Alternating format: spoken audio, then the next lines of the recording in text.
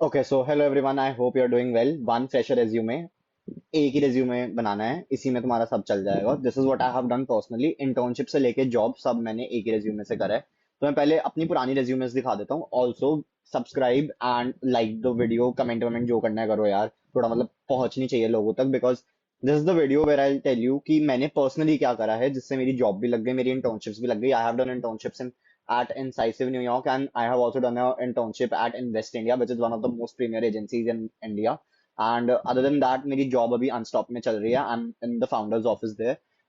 मैं तुम्हें रिज्यूमे दिखा देता हूँ मेरा फर्स्ट ईयर में कैसा होता था। My first year resume used to look like this, which is almost bullshit। इस पे कोई रिप्लाई नहीं आया था। उसके बाद other resume look like this, इस पे भी एक्चुअली में कोई रिप्लाई नहीं आया था।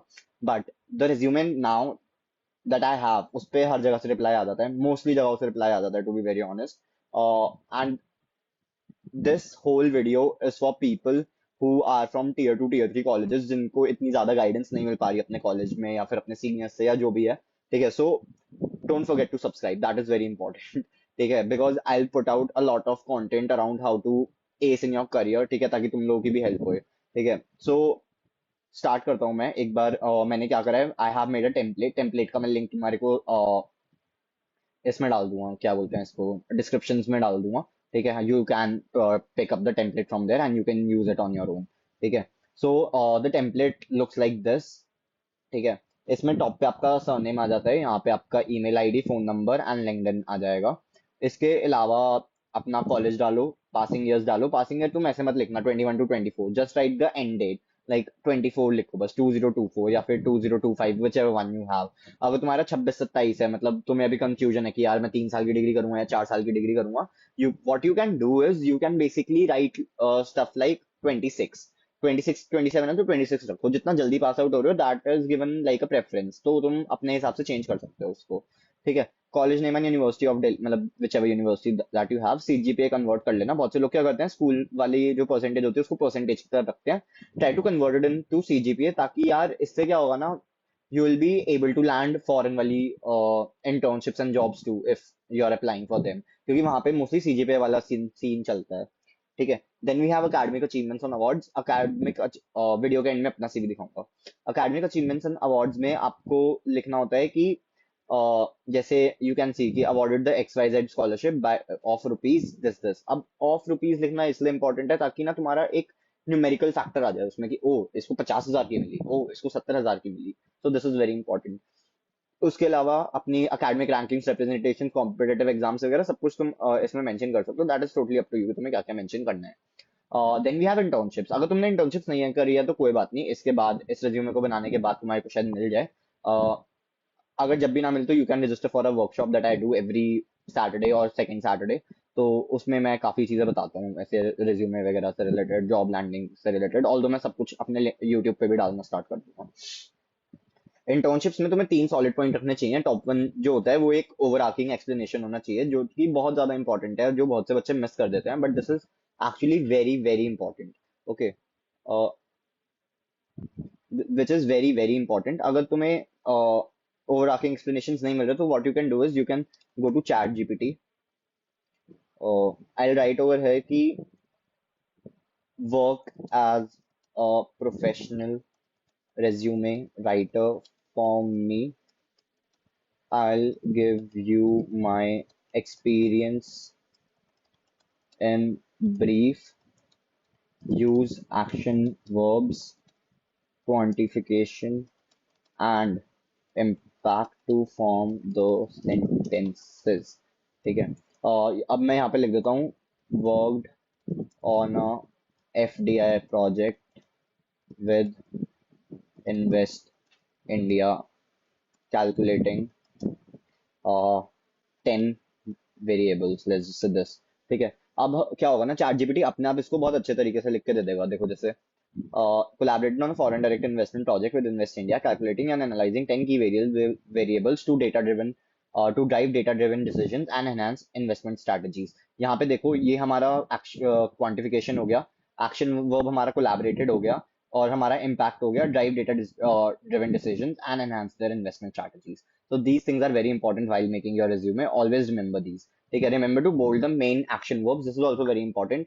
अगर तुम मेन एक्शन वर्ब्स को बोल्ड ही नहीं करोगे तो तुम्हारा रिज्यूमे जो है वो बेसिकली 7-8 सेकंड के लिए देखा जाता है from H R point of view, at max 10 to 12। तो उसमें बोल्ड होता है तो तुम्हारा एकदम से टॉप पे दिख जाता है सब कुछ। ठीक है, तो what things will I be bolding over here? Collaborated on a foreign direct investment. So what I'll bold is foreign direct investments. इसके अलावा I would basically might bold analyzing 10 key variables। ठीक है, डेटा ड्रिवन को भी मैं bold करूंगा और मैं इन्वेस्टमेंट स्ट्रैटेजीज को बोल्ड करूंगा। These are the main verbs जिनको मैं बोल्ड करने का थोड़ा सा प्रेफरेंस दूंगा। इससे क्या होगा ना, सामने वाला बंदा जैसे ही पढ़ेगा तो उसको लगेगा कि यार इन्वेस्टमेंट स्ट्रैटेजीज ये वो थोड़े कीवर्ड्स आ जाते हैं, तो these keywords are very important. ATS में बहुत बार नहीं जाता आपका रिज्यूमे, आपका रिज्यूमे बहुत बार सिंपल प्लेन लुक भी दिया जाता है। So for that you should have a bolded resume कि भाई मेन मेन वर्ड्स जो हैं वो बोल्ड होने चाहिए।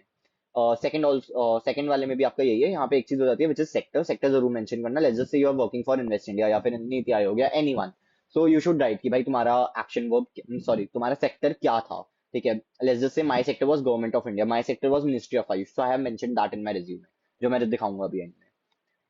Then we have position of responsibilities. Most of you guys must have position of responsibilities.